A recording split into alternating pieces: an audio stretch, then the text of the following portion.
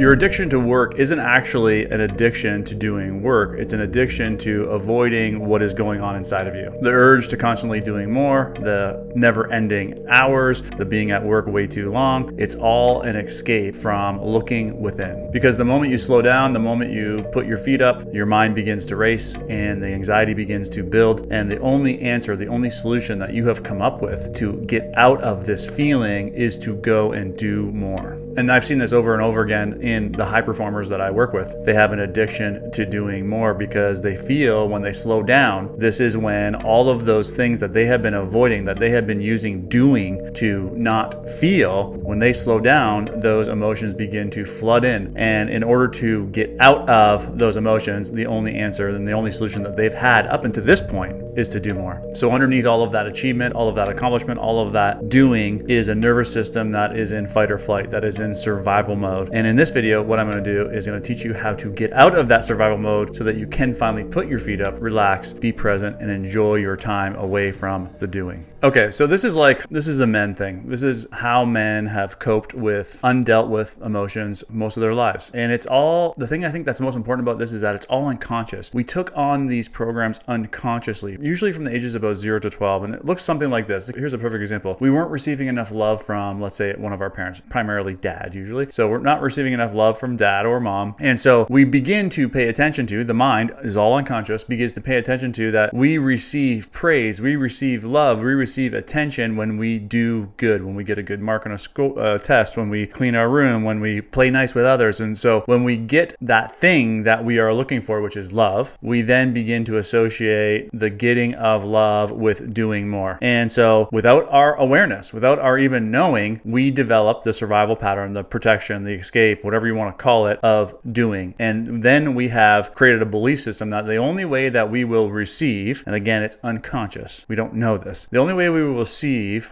the feeling that we want to feel is if we do. And every time that we're not doing, the mind is beating ourselves up into more action. And I'll give you a really great example of this. And I play a lot of golf, and so one of the realizations I had recently is I had played a bad round. I had lost a match, and I was in my car, and the anger, there was so much anger in me. And because of this work that I do, anytime any real advanced emotional state shows up, I have learned to immediately just step out of it. And so I've noticed right away, I'm like, oh, I'm in anger. I am in anger. I wanted to punch my steering wheel. I was so infuriated. And so I asked myself, I'm like, okay, I got to let go of this anger. So as I tried to sit in the anger, because this is how we let go of emotions, we have to learn how to sit in them. So as I tried to sit in the emotion, I recognized that the mind did not want to let go of that anger. And I was like, well, what the hell? Why won't it allow me to just be in the anger? Because the mind knew that if I let go of the anger, I would no longer, it believed, would get into action. So in this whole moment, and this is all happening over the course of a few minutes, and I saw it all in a flash, I came to this recognition and awareness that I had been using the tool of beating myself to get into more action, so I would no longer ever have to re-experience the pain of failure. And that's what it was for this. And as soon as I made that connection in a flash, and this is what I teach my clients. I teach my clients to take this step back from mind, to notice the behaviors that are not serving us, the being sharp with our family, our friends, the being disconnected, not being able to be present. We learn to no longer allow emotions like that to slip by. Every time they show up, we go, I got you, I see you, right? And then we ask the question, what are you protecting me from? And in this instant, for me, what I was protecting myself was from the pain of failure. And normally, this is the way this goes. Once I leaned into the pain of failure, it was no big deal. I was like, it's a match. It was $20 that I lost. It was no big deal. It didn't mean anything. It was just for fun. And as I sat in the pain of failure, it passed in about a minute or two, right? But the key to this is to understand that the emotion that we are avoiding is usually not that big of a deal comparatively to the resistance that the mind puts up to not feel that, right? And so if we circle this back to the doers don't believe they can stop doing. They have created a belief system that the only way that they continue to live the life that they're living is through the action of doing. And if you say to them, hey, you got to stop doing, they'll resist it with everything that they got, right? And this is probably what you're thinking here is I can't stop doing. I got all of these things to do.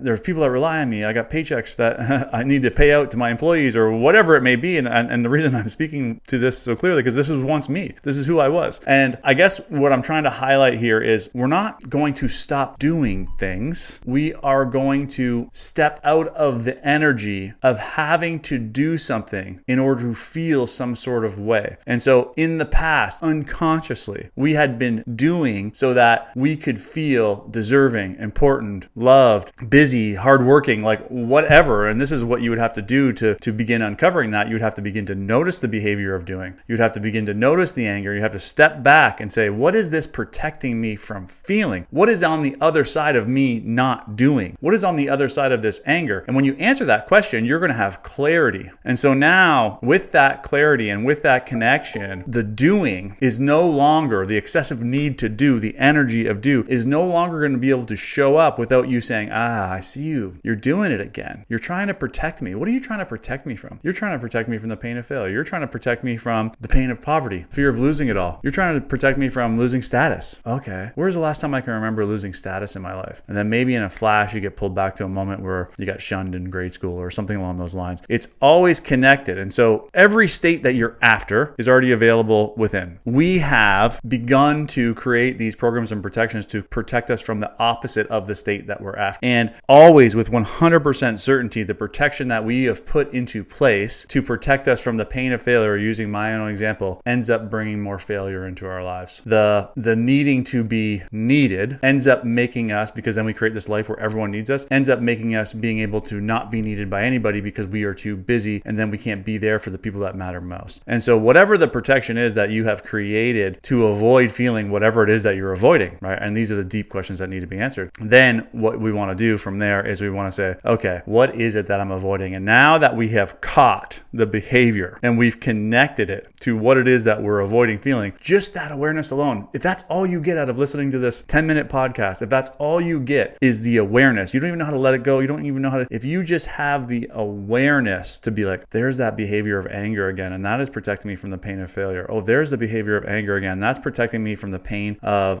potentially going broke. There is the energy of having to showing up again. What would happen if I didn't do that? Oh, there's the energy of I am going to not be there for people that rely on me, or I'm going to let people down. That's what it would be. And so then we can say, well, where did I first experience that in my life? Where did I first let someone down? Where did I first fail? That pain that you experienced at whatever moment it was in your life was so intense. When you look back on it now, it's not a big deal, because again, the emotion is not as big of a deal as the resistance, but that pain was so intense in that moment that the mind was like, whoa, we are never going to feel this again. And it began forming protections, programs, belief systems to prevent us from ever feeling that pain again. Now, here's the wild thing. If you can begin making this link, if you just have the awareness alone and you learn to turn towards that pain, you learn to work through the mind's resistance to actually feeling that pain, because we have pretty much forgotten how to feel. If we work through their mind's resistance and we sit in that pain and we recognize that that pain is not as big of a deal as we thought it was, if we recognize that we are okay in people thinking we're a loser, we're okay in failure, we're okay in letting other people down. If we can recognize that we can be okay in that pain, then the mechanisms that the mind have created to protect us melt away. There's no effort. It just happens as a natural consequence of showing the mind, hey, you no longer need to protect me from this anymore. And so then this doesn't mean that we don't do it. In fact, we are going to do more, because we are no longer carrying this burdensome energy of, if I don't do this, it will all fall apart. Instead, we move towards a recognizing that everything that is required to happen will happen and unfold in the exact order that it's supposed to unfold. And I don't have to carry this energy of doing anymore so that I can prove to the world that I'm good enough, or whatever it may be. And so Dr. Joe Dispenza said that it is in the present moment that the unknown is revealed to us. And so if you can be in the present moment, even for a few seconds, usually you will gain more clarity in that few seconds than you will in years of being trapped in this survival space. And so that this is when you get ideas on how to make more money, how to solve problems at work, how to be there for your kids or for your wife or whatever that may be. And so this is the joy that exists in the present moment. In the present moment, everything is completely perfect. And so of course we want to spend more time in the present moment. All thoughts of the future are linked to anxiety and stress. All thoughts of the past are linked to guilt and regret. And so in the present moment, everything is perfect. And the idea of this work is to begin undoing everything that is pulling us out of the present moment so that we can re-experience that perfection again and learn how to tap into the states of consciousness that are already available, like joy, abundance, love. These are the states of consciousness that when you're in them, you wake up every day and you go, man, I am so happy to be alive. I am so grateful that I get to experience this life. And if you're not there, then it's just a sign to do more work. And I've been doing this work for 20 years and I'm still undoing things. But just being on the path to enlightenment, that's my goal, dramatically